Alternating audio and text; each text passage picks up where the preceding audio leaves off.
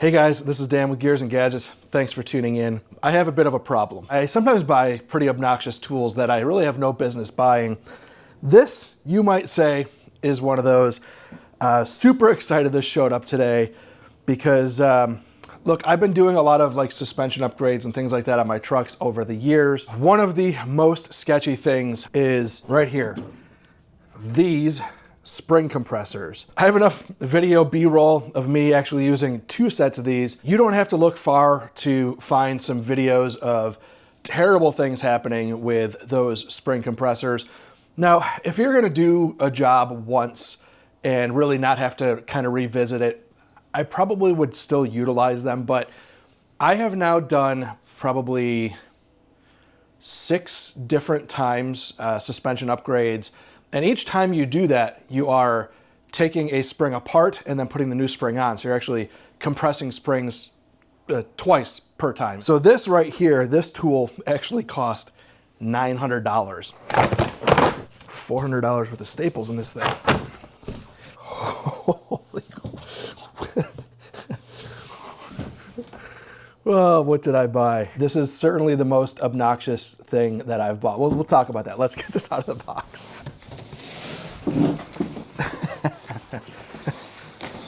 Oh my Lord, this is a serious piece of equipment. There's not a whole lot of assembly here, but man, hanging this thing on the wall, I'm gonna have to go buy some serious legs for this bad boy.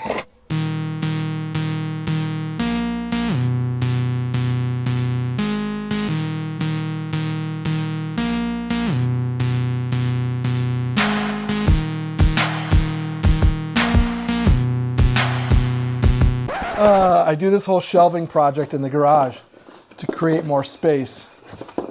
And then I go and buy something like this. Now, I don't intend on using this today. I will use it probably in the next week or so as I want to get into adjusting my king shocks on the front of the truck, the coilovers. When you start getting into custom suspension stuff, they are going to require service, or actually not require service. All shocks have a lifespan, but part of the benefit of going to a more robust off-road shock is that they're serviceable. But in order to service them, you got to pull them off the truck, take them into a shop. If you don't do that, they'll charge you quite a bit to do all of it for you. Last I checked, it was like, I want to say like $300 to $400 to have shocks serviced. I think that's you bringing it in yourself. So something like this, it's also going to allow me to service my own shocks, which I'm very interested in learning how to do. Anytime you can support yourself learning something new at the expense of buying a tool, maybe not quite as ambitious as this, but it can make sense. Put this on here. I think that is the assembly. Comparing something like this to these very, very typical spring compressors, this is probably what you're going to rent from the auto parts store when they say they have free rentals, these little contraptions, and they work. However, I've had them at times when they're compressed, you can actually start to see them bow. And when that starts happening, that's when things get really, really sketchy and you start questioning all of your life's decisions. So I bought these Shankly ones off of Amazon. And if you watch any of the videos I've done lately, you'll see that I actually run these spring compressors with those spring compressors. And while it's safer, it is a giant pain in the ass because now you've got 4 that you're sitting there with a wrenching on. And when you're doing this, it's just like you're staring down the barrel of a loaded gun. It is absolutely terrifying and honestly super frustrating. I looked far and wide for something that was going to be the safest spring compressor I could possibly buy, and I kept coming back to this. I've been looking at this now for probably 2 years, and I honestly regret not buying it sooner. There's one component here to twist. This is such a well thought out professional quality machine. Also, proudly made in the US of A. I actually don't know where I am going to hang this yet because it's not the smallest thing in the world and I don't have the largest garage. The distance off the wall We are 16 inches here, which isn't terrible, but it's also not small. Width-wise, we are 16 and a half inches. I don't anticipate getting into any shocks that this thing will not work for.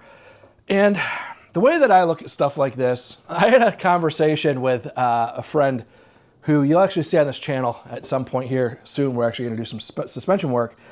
And we were talking about sketchy woodworking tools. One of the things that I am most afraid of in tools is table saw. I had a table saw years ago because I did some work. I had to redo my whole kitchen and I had to rip down trim pieces, things like that. And a table saw is probably the tool that scares me the absolute most.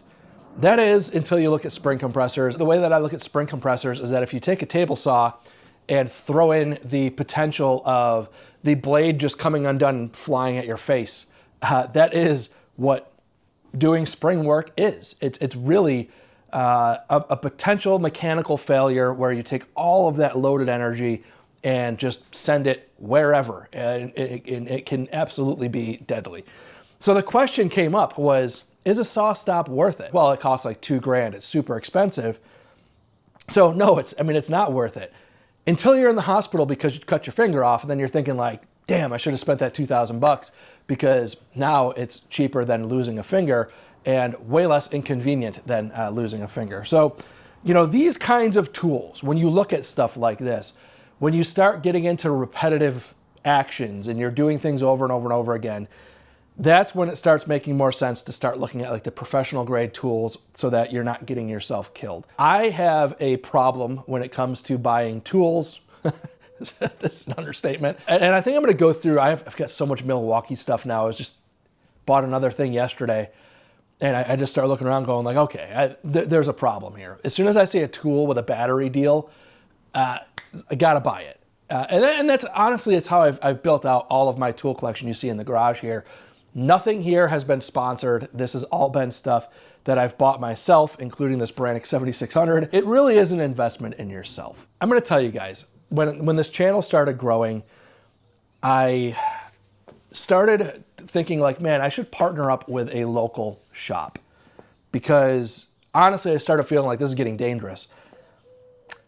Before I decided to try to partner up with a local shop, I started calling around shops going like, hey, I'm gonna take the struts off the truck. I'm gonna bring them in. Would you mind swapping the springs for me? Like, because they have the tool to do the dangerous thing, it would be great for them to help me out. But that's also not super fair because they spend the money to have things like this. And now I'm coming in just saying like, hey, I'm gonna do all of the part of the job where you make your money, which is the labor, and I'm gonna bring my stuff in and I'm asking you, can you just do the most dangerous part for me for super cheap? And it's just like, obviously it doesn't work that way.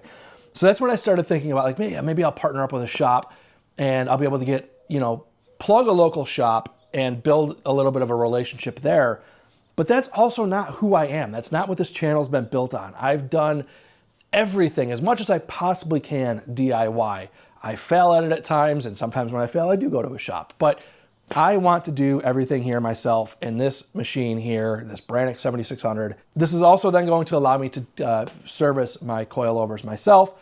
I'm actually going to buy a teardown table from Eastwood. I just found, actually I've been looking at it for a little while, but I'll have a teardown table and then I can drain out the fluid, the oils, and the shocks and manage and do all that stuff myself. Going back to the conversation about the saw stop. My friend doesn't own a saw stop, but he does own a table saw. I don't own a table saw. I look at stuff like this is if you buy a spring compressor like this, this is now something that not only do you get to use for yourself, but it's a resource that you have for like your friends and helping people out in a pinch. So, well, I don't have a table saw. If I need one, I can go borrow his. He doesn't have a spring compressor. If he needs one, he can come borrow mine. I've got another guy down the street, Chris. Chris, if you're watching, appreciate the support. He's got 2 old trucks in his driveway. He's borrowing tools and stuff for that. I love the sense of community and having the ability to help people out. And if everybody owns a little bit of something, you're able to kind of help each other out and just kind of get things done. Truth be told, this is also something that I know I'm only able to really do this because of the YouTube channel. I could have reached out to these guys, tried to get a sponsorship, and worked out some sort of arrangement. But I don't know, man. Sometimes just reaching out to these companies and going through all that it's like more effort, and then you're just kind of feeling like, can I speak honestly about it? I don't know. I do have an affiliate link. I will link this in the description down below, not because I'm affiliated with them, but just a general Amazon affiliate.